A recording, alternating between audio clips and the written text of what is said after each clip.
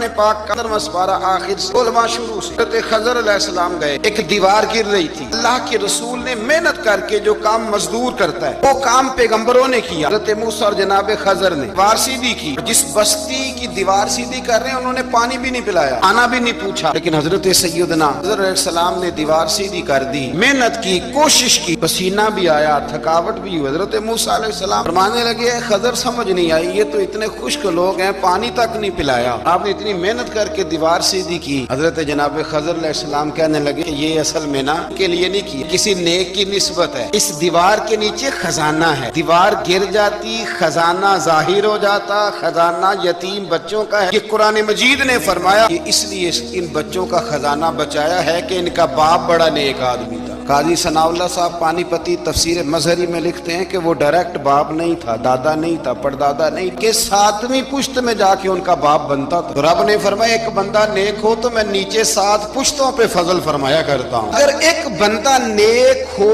اور 7ویں نسل میں جو اس کی اولاد ہو اس کے خزانے کی حفاظت کے لیے اللہ نبیوں کی ڈیوٹی لگاتا ہے، بتائیے پھر میرے نبی کی اولاد کی کیا شان ہو، اہل بیت نبوت کا کیا مقام ہو، رسول اللہ کے خاندان کا کیا مرتبہ ہو۔ پہلی بات یہ ہے ادب ہی ہوتا ہے، ماں انگوٹھا چھاپ ہے، بالکل ان پڑھ ہے، حاضرہ قرآن مجید بھی نہیں پڑھنا آتا، بیگم صاحبہ نے ایم اے اس کے بعد ایم فل میں داخلہ لیا ہوا، ادب کس کا کرنا ہے، بیگم کا کہ اماں کا؟ ہاں تو ان پڑھ ہے، بیوی پڑھی لکھی ہے، اس لیے کہ اماں کا ادب اللہ رسول نے بتایا، ہو سکتا ہے بیوی بڑی اچھی قاریہ ہو، عمدہ قرآن پڑھتی ہو، حافظہ ہو، عالمہ ہو، اماں کو ناظرہ بھی نہ پڑھنا، جنت پھر بھی ماں کے قدموں کے نیچے ہی ہے، سمجھ لیں۔ امام راضی نے ایک بات لکھی ہے، وہ کہتے ہیں جو قاضی ہوتا ہے نا، قاضی کے آداب لکھے ہیں امام راضی، فرماتے ہیں اگر جج کے پاس مقدمہ آ جائے، باپ اور بیٹے آپس میں جھگڑا ہے، تو پتہ چل جائے کہ باپ سچا ہے بیٹا جھوٹا ہے، تو 100 دفعہ کہہ دے باپ سچا ہے بیٹا جھوٹا ہے، باپ سچا ہے بیٹا جھوٹا ہے، باپ سچا ہے بیٹا جھوٹا ہے، لیکن اگر اسے پتہ چل جائے نا کہ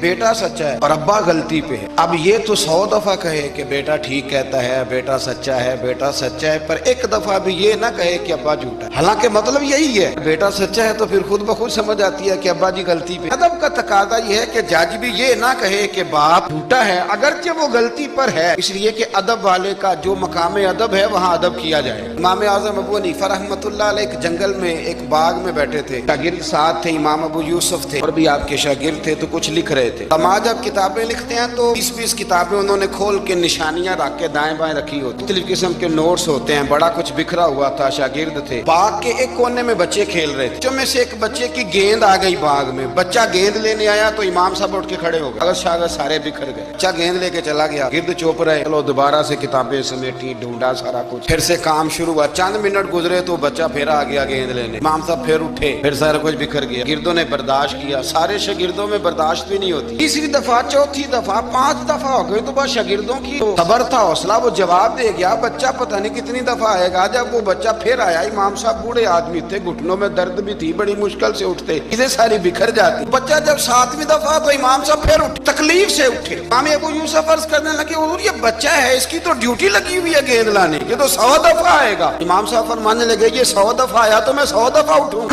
تو حضور کیوں اٹھیں گے؟ فرمایا یہ میرے استاد کا پوتا ہے، اصلاں نال جے نیکی کریے تے نسلاں تاک نہیں بھول دے، بے اصلاں نال نیکی کریے تے پھول کنڈیاں نال تول دے، میرے استاد کا پوتا ہے تو اٹھوں نا، یہ 100 دفعہ ہے میں اٹھوں گا، میں نے اس گھر سے فیض لیا ہے، یہاں ڈیوٹی کرنا میری ذمہ داری کا حصہ۔ نبی کریم حضور کے صحابہ ادراک والے لوگ تھے، بصیرت والے، نبی پاک کے خرچے بڑے، گھر میں 9 ازواج ہیں، 4 شہزادیاں ہیں، مہمان آتے جاتے، انہوں نے ایک پروگرام بنایا کہ ہر مہینے ہم اتنے پیسے جمع کریں گے، یہ جہاد کے لیے نہیں دیں گے، یہ مسجد کے لیے نہیں دیں گے، یہ صحابہ صفا کے لیے نہیں، خالصتاً سرکار کی بارگاہ میں پیش کریں گے، رسول اللہ یہ رکھ لیں اور جہاں آپ کا دل کرے آپ اپنی ذات پر، مہمانوں پر، گھر پہ خرچ کریں۔ جی جمع تو کر لیے ہیں تو اب حضور کو پیش کون کرے گا؟ ڈیوٹی لگی حضرت عباس، محبوب کے چچا ہیں، پیش کریں گے۔ حضرت عباس وہ پیسے لے کے دروازے رسول پہ پہنچے، جانے بندے تھے تو لفظ بڑے سمجھداری کے ساتھ تلاش کیے، عرض کی یا رسول اللہ صلی اللہ علیہ وسلم آپ کے دن بھی ہمارے لیے ہیں، راتیں بھی ہمارے لیے، اب دن کو ہمیں تبلیغ کرتے ہیں اور رات کو رو رو کے ہماری بخشش کی دعائیں کرتے ہیں، حضور آپ کی 24 گھنٹوں پہ ہمارا ہی حق ہے، ہمارے لیے وقف کر دیا آپ نے۔ ہم ایک حرف کا، ایک جملے کا بدلہ نہیں دے سکتے، تھوڑا سا نذرانہ ہے، ہمیں پتہ ہے اخراجات بڑے ہیں اور ظاہراً آمدن کے ذرائع کو نہیں تو قبول کر لے، حضور کو جواب دینے ہی لگے تھے کہ اللہ پاک نے قرآن پاک نازل کر دیا۔ महबूब इनसे फरमा दो कि इस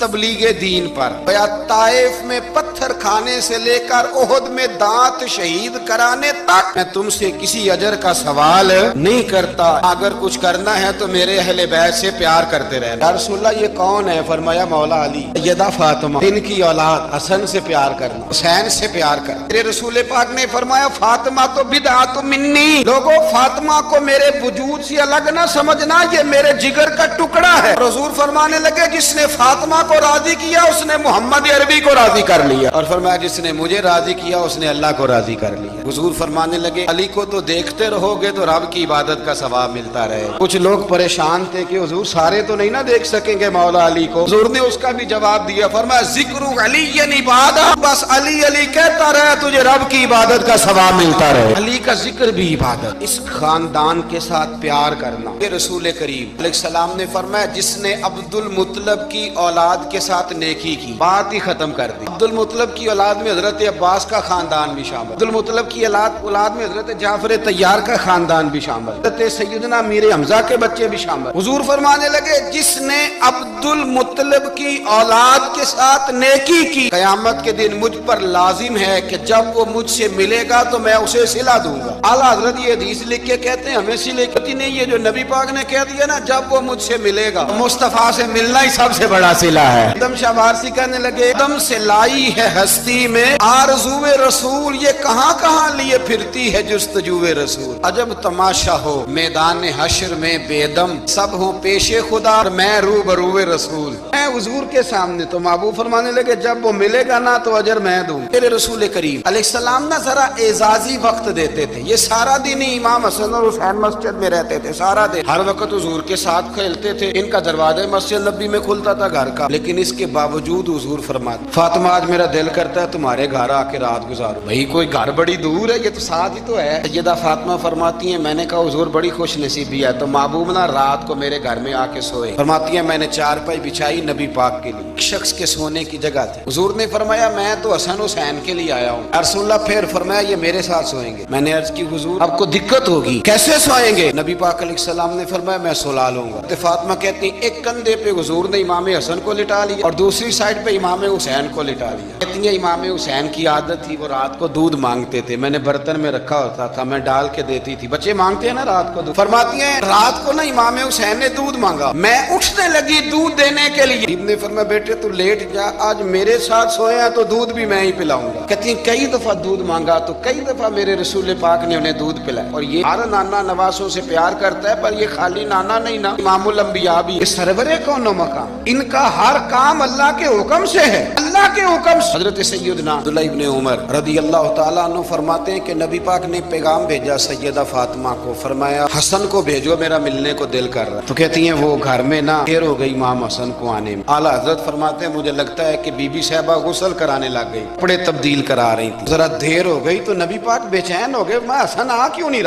रहा, मेरा मिलने को दिल है। माते थोड़ी देर गुजरी तो इमाम हसन ने दरवाजा खोला सैयदा पाक का। जब दरवाजा खोला तो रसूल करीम ने दोनों बाजू यूं खोल दी, नबी पाक घुटनों के बल जमीन पर बैठ गए। इमाम हसन भी जब अंदर से निकले तो उन्होंने भी यूं बाजू खोले। कहते हैं रसूल करीम के जब गले से आके लगे तो अब्दुल्लाह इब्ने उमर कहते हैं मैंने हुजूर की आंखों में आंसू देखे और महबूब उनका माथा चूम के कहने लगे ए अल्लाह मैं इन दोनों से मोहब्बत करता हूँ, तू भी इनसे मोहब्बत फरमा। अल्लाह जो मेरे हसन हुसैन से मोहब्बत करे उस बंदे से भी मोहब्बत फरमा। हमारे बुजुर्गों को ना अहले बैत से बड़ा प्यार होता था, असहाब के भी गुलाम और अहले बैत के भी।